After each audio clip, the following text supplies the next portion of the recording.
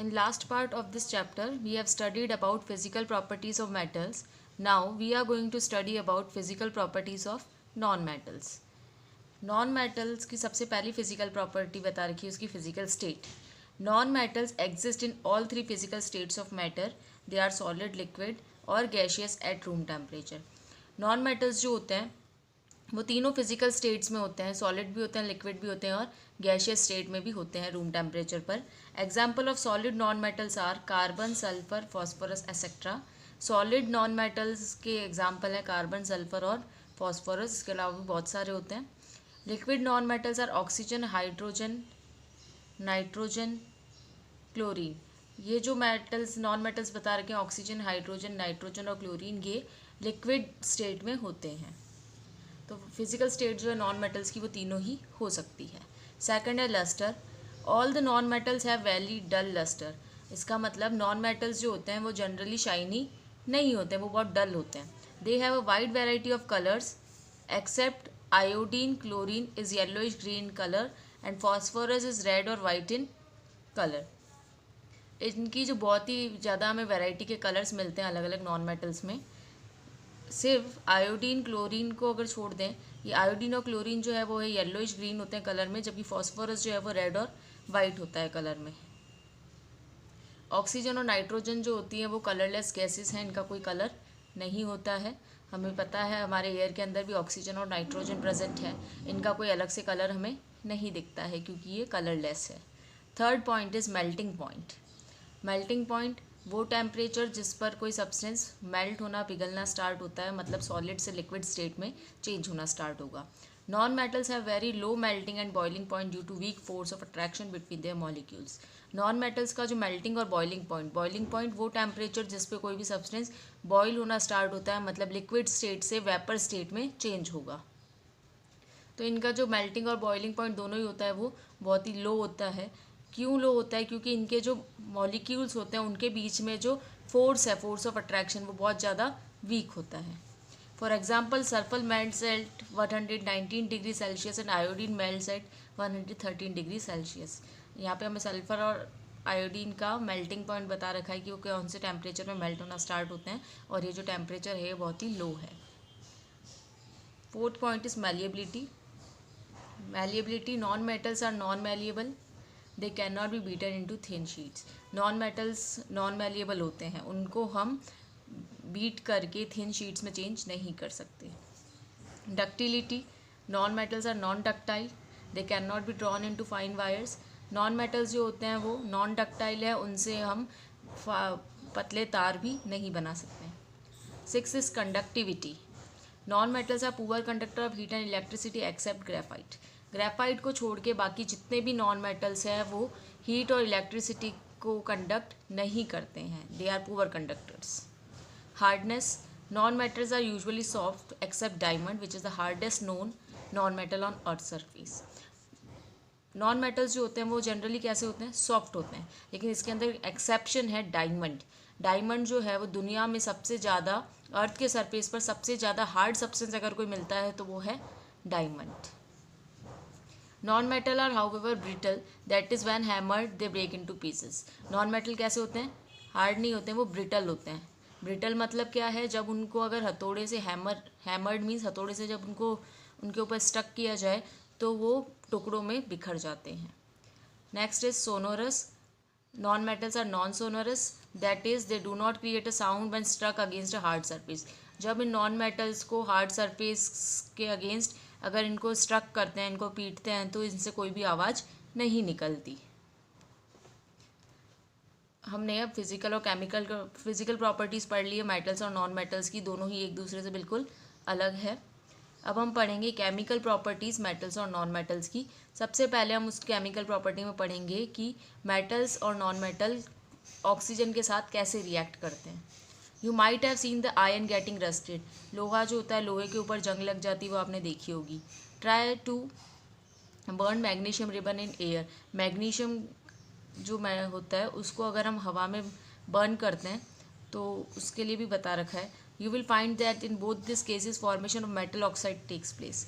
जब हम मेटल को ऑक्सीजन के साथ जलाते हैं तो क्या बन जाता है? मेटल की ऑक्साइड बन जाती है. ऑक्साइड मतलब ऑक्सीजन उसके साथ मेटल के साथ जुड़ जाती है। ये हमें एक रिएक्शन गिवन है।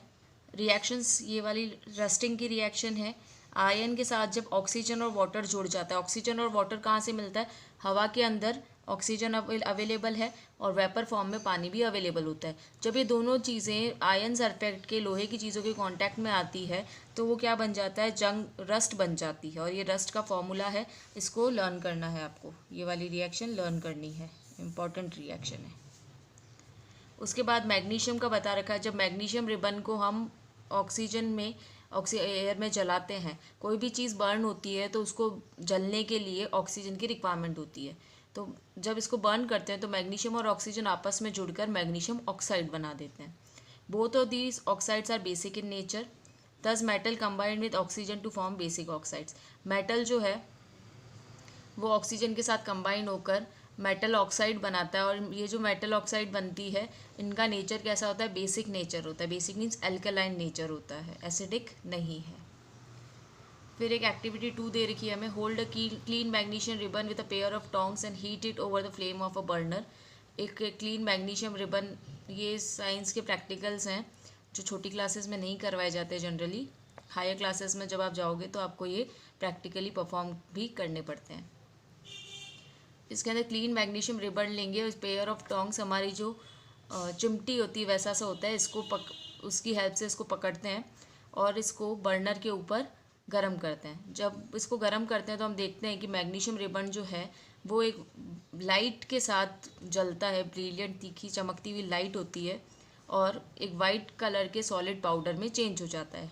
इस सॉलिड रेसिड्यू को जब हम कलेक्ट करेंगे, और ये सॉलिड रेसिड्यू कहाँ से आया? जब हमने मैग्नीशियम रिबन को बर्न किया तो उसके बाद से आया। इसको हम एक बीकर या ग्लास में ले लेंगे और उसमें थोड़ा सा पानी मिक्स करके उसको हिला देंगे। फिर उसके अंदर हम एक स्ट्रिप डालेंगे रेड लिटमस की और एक ब्लू लिटमस पेपर की।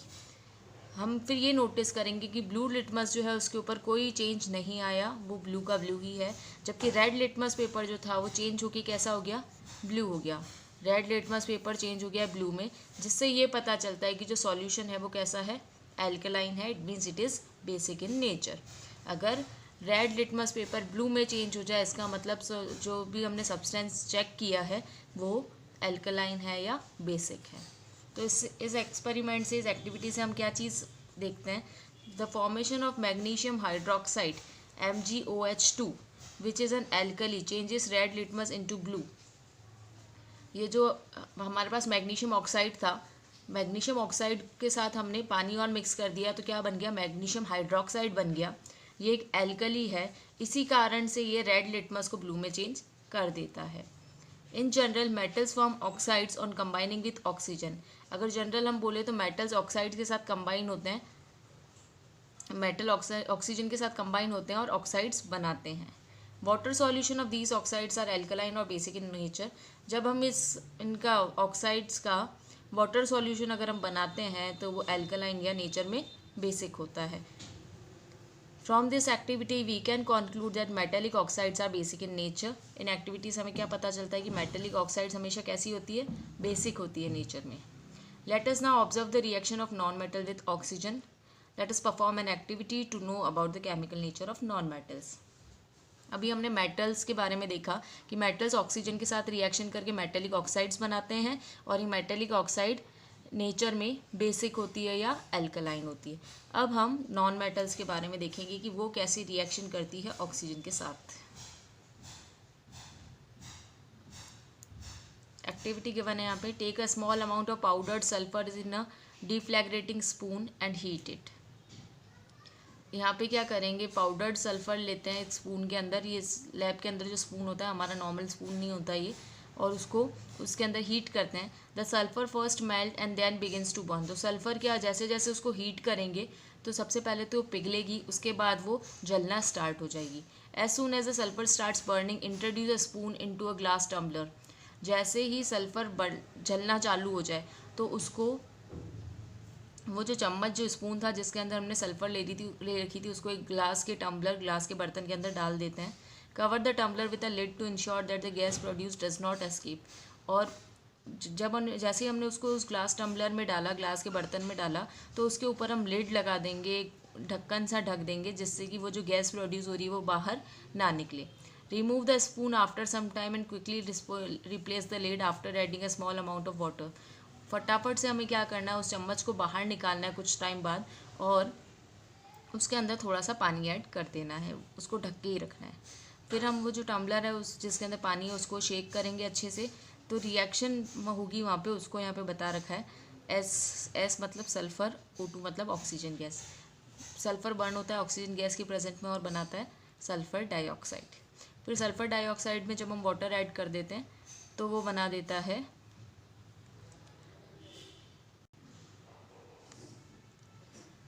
H2SO3 बनता है। H2SO3 इसको सल्फ्यूरस एसिड बोलते हैं।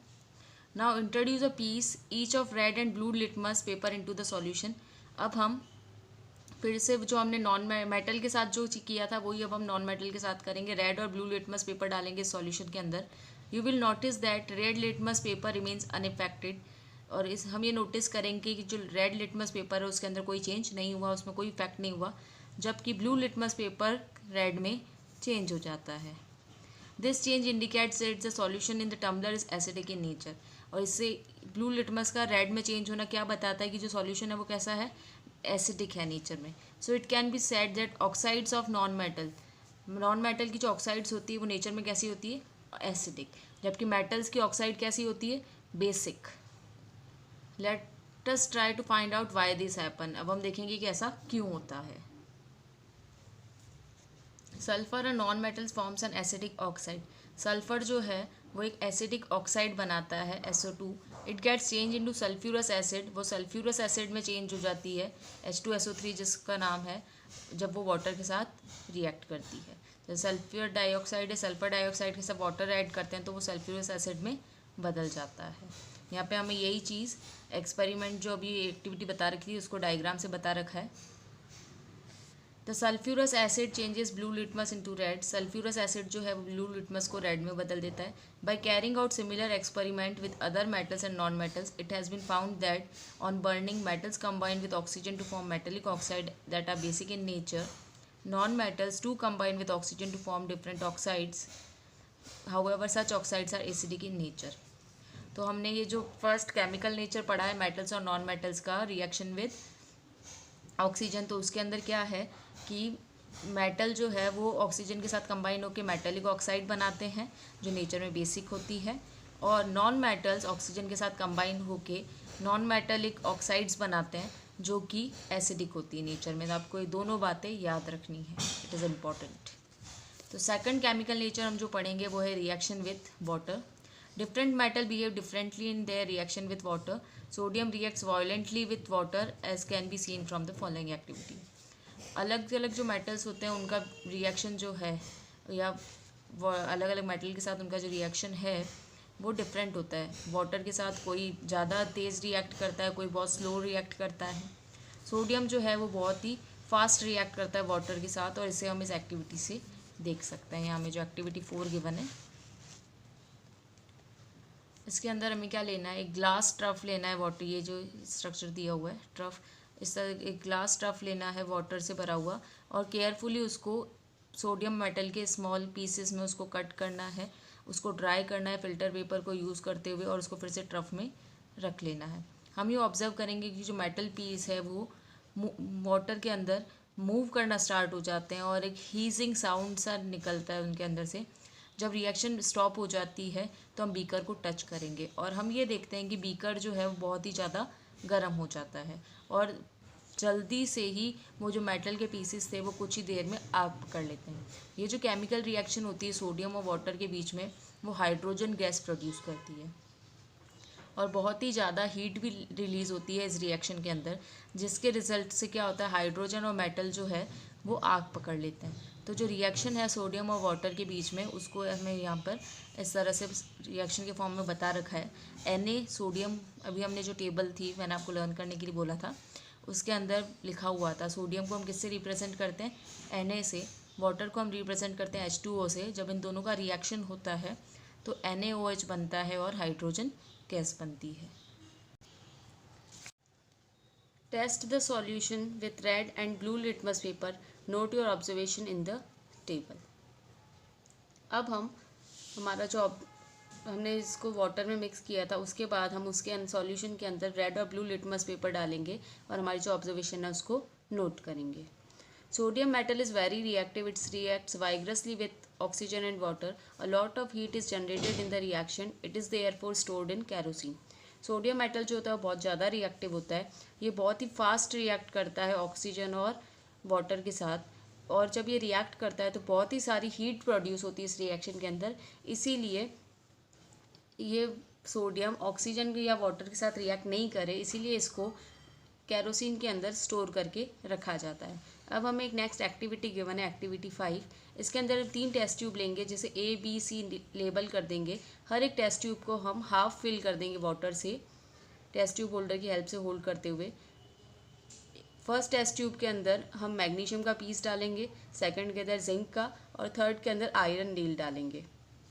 अब हम इन टेस्ट ट्यूब ए को 5 से 10 मिनट के लिए हीट करेंगे और फिर उसके अंदर रेड और ब्लू लिटमस पेपर डाल देंगे, चेक करने के लिए कि वो एसिडिक है या बेसिक है। इसी तरह से हम बी और सी टेस्ट ट्यूब को भी 10 से 15 मिनट के लिए हीट करेंगे और उन सॉल्यूशन के अंदर भी रेड और ब्लू लिटमस पेपर डाल देंगे। जब हम ऐसा करेंगे तो हम क्या चीज़ देखेंगे कि मैग्नीशियम जो है वो माइल्डली रिएक्ट करता है कोल्ड वाटर के साथ। माइल्डली मीन्स धीरे रिएक्ट करता है, लेकिन fast react vigorously means fast react करता है हॉट वाटर के साथ, और मैग्नीशियम हाइड्रोक्साइड और हाइड्रोजन गैस को प्रोड्यूस करता है। इसको इक्वेशन फॉर्म में हम यहाँ में लिख के बता रखा है। मैग्नीशियम को शॉर्ट में हम Mg लिखते हैं, वाटर को हम H2O लिखते हैं। जब इन दोनों को रिएक्ट कराया जाता है तो मैग्नीशियम हाइड्रोक्साइड बनता है, और मैग्नीशियम हाइड्रोक्साइड का जो फॉर्मूला है MgOH², और हाइड्रोजन गैस भी साथ में रिलीज होती है, हाइड्रोजन गैस को H2 लिखा जाता है। Zinc and iron neither react with cold water not with hot water. हमने टेस्ट ट्यूब बी और सी के अंदर जिंक और आयरन लिया था, तो ये जिंक और आयरन ना ही कोल्ड वाटर के साथ रिएक्ट करते हैं ना ही हॉट वाटर के साथ रिएक्ट करते हैं। लेकिन ये जो मेटल है, ये जब हम इसको बॉईल करते हैं, हमने इन टेस्ट ट्यूब्स को बाद में बॉईल भी किया था, जब हम बॉईल करते हैं तो उस टाइम स्टीम प्रोड्यूस होती है, स्टीम वेपर प्रोड्यूस होती है। उसके साथ ये बहुत ही माइल्डली, बहुत ही स्लोली रिएक्ट करते हैं। तो इन एक्टिविटी के बेसिस पर हम ये कह सकते हैं sodium is more reactive than magnesium, iron and zinc. Sodium जो है वो मैग्नीशियम, आयरन और जिंक से ज़्यादा रिएक्टिव है। Copper, silver and gold are the least reactive metal. Copper, silver और गोल्ड जो है वो सबसे कम रिएक्ट करने वाले मेटल्स हैं। Now perform the same activities some non metals like sulphur, carbon, phosphorus and note down the observation. तो हमें अभी जो हमने एक्टिविटी 5 कर रही है उसी सिमिलर एक्टिविटी को हमें परफॉर्म करना है, लेकिन इस बार हमें इसे सल्फर, कार्बन, फॉस्फोरस के साथ परफॉर्म करना है। जब हम इसको परफॉर्म करेंगे तो हम ये चीज़ ऑब्जर्व करेंगे, non metals do not react with water. Non metals water के साथ रिएक्ट नहीं करते। This property is helpful in protecting some of the non metals which are very reactive in air. ये जो प्रॉपर्टी है ये बहुत ही हेल्पफुल है हमें इन नॉन मेटल्स को प्रिवेंट करने के लिए कि वो एयर के साथ रिएक्ट नहीं करे।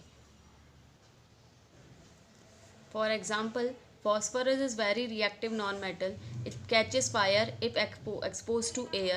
To prevent the contact of phosphorus with atmospheric oxygen, it is stored in water. phosphorus जो नॉन मेटल है बहुत ज़्यादा रिएक्टिव होता है। अगर हम इसे हवा की प्रेजेंस में रख दें, खुले में हवा में छोड़ दें, तो ये आग पकड़ लेता है। तो इसको ऑक्सीजन के साथ इसका कांटेक्ट ना हो, इसके लिए हम इसे क्या करते हैं, पानी के अंदर स्टोर करके रखते हैं।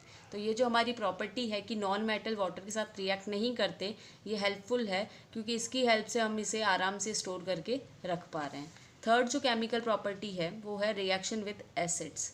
मेटल्स और नॉन मेटल एसिड के साथ कैसे रिएक्ट करते हैं ये हमें बता रखा है। सबसे पहले है non metals generally do not react with acid but metals react with acid. Non metals जो है वो जनरली रिएक्ट नहीं करते हैं एसिड के साथ, जबकि मेटल्स करते हैं। Metals react with acid and produce hydrogen gas that burns with a pop sound on bringing a burning matchstick near the mouth of the test tube. Metals जो है वो एसिड के साथ रिएक्ट करते हैं और हाइड्रोजन गैस को produce करते हैं। और अगर हम इस हाइड्रोजन गैस की जो टेस्ट ट्यूब है उसके पास अगर हम माचिस की जली हुई तिल्ली ले जाएं तो एक पॉप साउंड बजता है। Copper does not react with dilute hydrochloric acid even on heating. Copper जो है वो डाइल्यूट हाइड्रोक्लोरिक एसिड के साथ रिएक्ट नहीं करता है, अगर हम उसको हीट करेंगे तब भी वो रिएक्ट नहीं करेगा, but it reacts with sulphuric acid and nitric acid. लेकिन वो सल्फ्यूरिक एसिड और नाइट्रिक एसिड के साथ रिएक्ट करता है। You will study about this reaction in more detail in higher classes. Higher classes के अंदर आप इसके बारे में और डिटेल से पढ़ेंगे। We can represent this reaction in the form of equation as follows. हम इस तरह से इसको इक्वेशन फॉर्म में लिख सकते हैं। जब मेटल को हाइड्रोक्लोरिक एसिड के साथ रिएक्ट कराया जाता है तो मेटल क्लोराइड बनता है और हाइड्रोजन गैस बनती है। यहाँ हाइड्रोक्लोरिक है, क्लोरिक है इसलिए क्लोराइड बनता है। सेकंड में अगर आप देखोगे तो मेटल को सल्फ्यूरिक एसिड से रिएक्ट कराया जा रहा है, यहाँ सल्फ्यूरिक है इसलिए यहाँ पर क्या बन रहा है, मेटल सल्फेट और हाइड्रोजन गैस। जो रिएक्शन है, the reaction of hydrochloric acid with aluminium and iron are shown in the chemical equation. यहाँ केमिकल इक्वेशन फॉर्म में हमें एल्यूमिनियम और आयन की रिएक्शन बता रखी है हाइड्रोक्लोरिक एसिड के साथ। हाइड्रोक्लोरिक एसिड को HCl लिखा जाता है शॉर्ट में, एल्यूमिनियम को Al और आयरन को Fe। Al + 6 HCl, जब हम ये दोनों रिएक्ट करते हैं तो हमारे पास AlCl3 एल्यूमिनियम क्लोराइड बनता है और हाइड्रोजन गैस बनती है। जबकि जब आयन रिएक्ट करता है हाइड्रोक्लोरिक एसिड के साथ तो FeCl2 बनता है और H2 बनता है। तो हमें इस तरह से और भी जो मेटल की रिएक्शन है हाइड्रोक्लोरिक और सल्फ्यूरिक एसिड के साथ वो लिखकर ट्राई करनी होती है। आप इसे लिखकर ट्राई कर सकते हैं। Majority of the non metals do not react with acid. तो जो नॉन मेटल है मेजॉरिटी के वो एसिड के साथ रिएक्ट नहीं करते, लेकिन sulphur reacts with hot concentrated nitric acid to produce sulfur dioxide, nitrogen dioxide and water as shown in the following chemical reaction। इस केमिकल रिएक्शन के अंदर हमें बताया हुआ है कि कैसे, वैसे तो नॉन मेटल यूजुअली रिएक्ट नहीं करते हैं एसिड के साथ, लेकिन सल्फर जो है वो हॉट कंसनट्रेटेड नाइट्रिक एसिड के साथ रिएक्ट करता है। नाइट्रिक एसिड को HNO3 लिखा जाता है, और जब ये रिएक्ट करता है सल्फर के साथ तो sulphur dioxide gas, nitrogen dioxide gas और वाटर प्रोड्यूस होता है।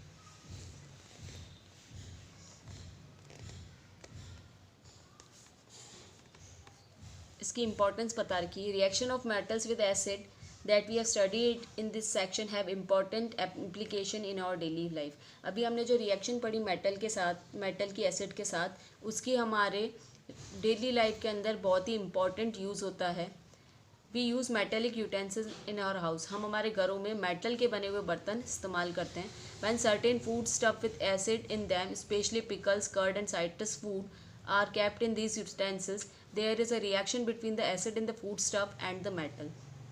जब हम ऐसे फूड स्टफ़, ऐसे खाने की चीज़ें जिनके अंदर एसिड होता है, जैसे कि पिकल्स, अचार, कर्ड, दही, सिट्रस फूड जो खट्टे फल होते हैं, इनको जब हम इन बर्तनों में, मेटल के बर्तनों में रखते हैं तो मेटल जो है वो तो रिएक्शन करता है एसिड के साथ, तो हमारा जो फूड स्टफ़ है और जो एसिड है दोनों के बीच में रिएक्शन होती है। Sometime this reaction result into the production of toxic compounds. कई बार क्या होता है कि इस रिएक्शन के कारण टॉक्सिक कंपाउंड मतलब जहरीला पदार्थ बन जाता है। Iron, aluminium and copper containers are prone to such attacks by acid. Iron, aluminium और कॉपर के जो बर्तन होते हैं उनके अंदर ऐसा एसिड अटैक हो सकता है। Hence it is advised that food stuff with acid component should not be stored in the utensil made of these metals। इसीलिए हमें ऐसी सलाह दी जाती है कि ऐसी खाने पीने की चीज़ें जिनके अंदर एसिड होता है उनको बर्तनों के अंदर, मेटल के बर्तनों के अंदर स्टोर करके नहीं रखा जाना चाहिए। जैसे ये पिकल्स दिया हुआ अचार जो है वो जनरली प्लास्टिक जार के अंदर रखा जाता है, इसको मेटल के बर्तन के अंदर नहीं रखते हैं। यहाँ नेक्स्ट आपको दही दिया हुआ है, कर्ड, इसको भी हम मिट्टी के बने हुए बर्तन में स्टोर करके रखते हैं।